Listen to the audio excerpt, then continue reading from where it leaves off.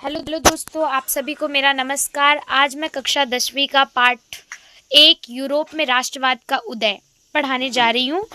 इसमें हम support material में जितने भी चैप्टर एसएसटी के वो सारे कवर अप करेंगे। मैंने देखा था कि क्लास 10 के सपोर्ट मटेरियल से कोई भी नहीं पढ़ाता है यूट्यूब पे, तो इसलिए मैंने सोचा कि क्यों ना सपोर्ट मटेरियल का जो भी समरी वगैरह है इन चैप्टर की वो पढ़ाई जाए, ताकि आप भी समझ सके इजी फॉर्म में भी और आपको सपोर्ट मटेरियल से भी पढ़ने में कोई दिक्कत ना आए। फिर भी अगर आपको कोई ऐसी लाइन है, क्वेरी है जो समझ नहीं आती है तो प्लीज़ कमेंट करें। मैं आपके कमेंट को देख के जो प्रॉब्लम होगी उसका रिप्लाई करने की कोशिश करूँगी, ठीक है। हाँ, तो यूरोप में राष्ट्रवाद का उदय। तो कुछ स्मरणीय तथ्य क्या हैं कि राष्ट्रवाद पर फ्रेडरिक सोरियू के विचार हम पढ़ेंगे कि जो फ्रेडरिक सोरियू थे उनके क्या विचार हैं। वो राष्ट्रवाद का मतलब क्या होता है। पहला फर्स्ट क्वेश्चन तो ये उठता है कि आखिरकार राष्ट्रवाद का मतलब क्या होता है। तो राष्ट्रवाद का मतलब ये होता है जिसमें बहुत सारे जो लोग हैं उनमें जब अपने देश के प्रति एक प्रेम की भावना उमड़ने लग जाए, वो ये सोचने लग जाए कि हाँ, अब उनका भी कोई एक राष्ट्र झंडा है, राष्ट्र प्रतीक है, ऐसी उनके अंदर भावनाएं आने लग जाएं। क्योंकि पहले ऐसा होता था कि देश में कभी कोई किसी का देश, ये नहीं, वो लोग नहीं सोचते थे, जो लोग होते थे, कि हमारा भी कोई एक स्पेसिफिक कोई विशिष्ट देश होना चाहिए। जब से राष्ट्रवाद की भावना आई ना, तो लोगों ने सोचा नहीं, हमारा भी देश होना एक जरूरी है। तो ये राष्ट्रवाद की भावना पनपने का मेन कारण यही थे। इन प्रतीक चिन्हों के माध्यम से ही क्या करा गया था, राष्ट्रवाद की भावना को उभारा गया था। तो let's start the chapter. First line is 1848 में एक फ्रांसीसी कलाकार थे फ्रेडरिक सोरियू। कौन है? फ्रेडरिक सोरियू। फ्रेडरिक सोरियू जो है, इन्होंने 4 चित्रों की एक श्रृंखला बनाई। जब आप अपनी हिस्ट्री का इस चैप्टर का फर्स्ट पेज खोलेंगे तभी आपको वो दिख जाएगी, वो जो पिक्चर है वो फ्रेडरिक सोरियू ने ही बनाई है। और इनमें उसने सपनों का एक ऐसा संसार रचा जो उसके शब्दों में कैसा था, जनतांत्रिक। कैसा था? जनतांत्रिक, लोगों का, जिसपे लोगों का कंट्रोल हो, सामाजिक गणतंत्र हो सामाजिक रूप से, उनसे मिलकर वो जो चित्र था वो बना हुआ था।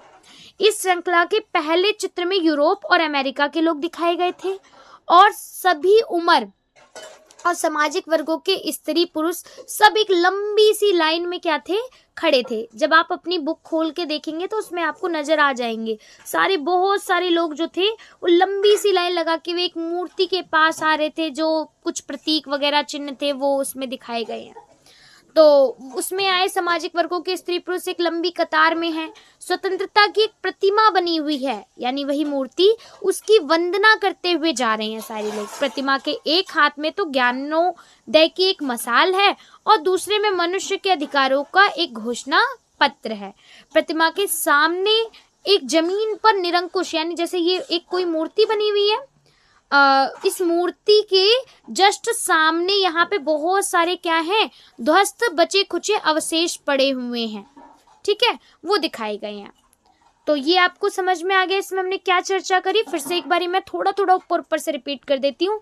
एक आदमी की, मतलब एक व्यक्ति की बात करी हमने जिसका नाम क्या था, फ्रेडरिक सोरियू। इसने 4 चित्रों की एक श्रृंखला बनाई थी जिसमें उसने अपना ही एक ड्रीम वर्ल्ड, यानी सपनों का संसार रचा, जिसमें उसने जनतांत्रिक, सामाजिक, गणतंत्रों से चीजों को मिलाकर बनाया था।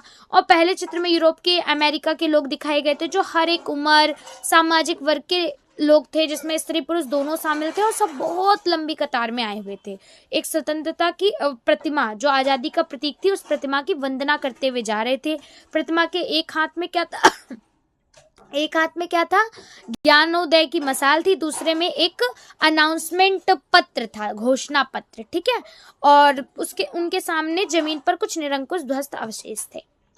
अब आप जाते हैं सेकेंड पॉइंट पे, 1789 फ्रांसीसी क्रांति और राष्ट्रवाद। पहले हमने ये समझा राष्ट्रवाद पर फ्रेडरिक सोरियू के विचार, फिर अब हम ये समझेंगे 1789 से भी फ्रांसीसी क्रांति जो हुई थी उससे भी राष्ट्रवाद जो था वो बहुत तेजी से उभरा। तो राष्ट्रवाद की पहली स्पष्ट जो अभिव्यक्ति थी पहली बार, वो किससे आई?